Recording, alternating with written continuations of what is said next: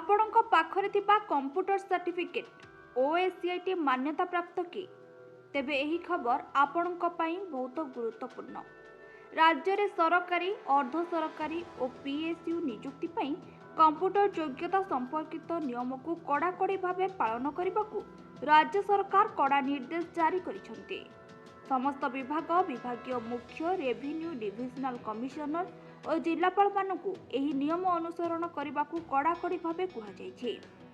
ସରକାରୀ ପତ୍ରରେ 8 ଫେବୃଆରୀ 2021ରେ ଜାରି ହୋଇଥିବା ନୋଟିଫିକେସନରୁ ଉଦ୍ଧୃତ କରାଯାଇଛି ଯେ ଏହି ନୋଟିଫିକେସନ ଅନୁଯାୟୀ ଓଡ଼ିଶା ଜ୍ଞାନ କର୍ପୋରେସନ ଲିମିଟେଡ୍ ବା OKCL ଦ୍ୱାରା ପରିଚାଳିତ OSCIT ବା Odisha state certificate in information technology ପାଠ୍ୟକ୍ରମକୁ ସରକାରୀ ନିଯୁକ୍ତି ପାଇଁ ମୌଳିକ କମ୍ପ୍ୟୁଟର ଦକ୍ଷତାର ଏକ ମାନ୍ୟତାପ୍ରାପ୍ତ ଓ ଭରସାଯୋଗ୍ୟ ପ୍ରମାଣପତ୍ର ଭାବେ ସ୍ୱୀକୃତି ଦିଆଯାଇଛି।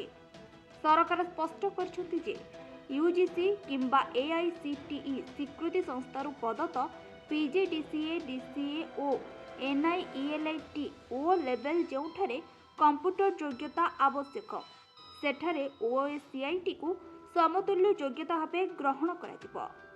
ରାଜ୍ୟ ସରକାରଙ୍କ ଏହି ସ୍ପଷ୍ଟୀକରଣ ଦ୍ୱାରା ହଜାର ହଜାର ସରକାରୀ ଚାକିରି ଆକାଂକ୍ଷୀଙ୍କ ମଧ୍ୟରେ ଥିବା ଦ୍ୱନ୍ଦ୍ୱ ଦୂର ହେବ। OSCIT ପାଠ୍ୟକ୍ରମ ସମ୍ପୂର୍ଣ୍ଣ କରିଥିବା ପ୍ରାର୍ଥୀମାନେ ଏବେ ସରକାରୀ ନିଯୁକ୍ତିରେ ସମାନ ସୁଯୋଗ ପାଇପାରିବେ ବୋଲି ଆଶା ପ୍ରକାଶ ପାଇଛି।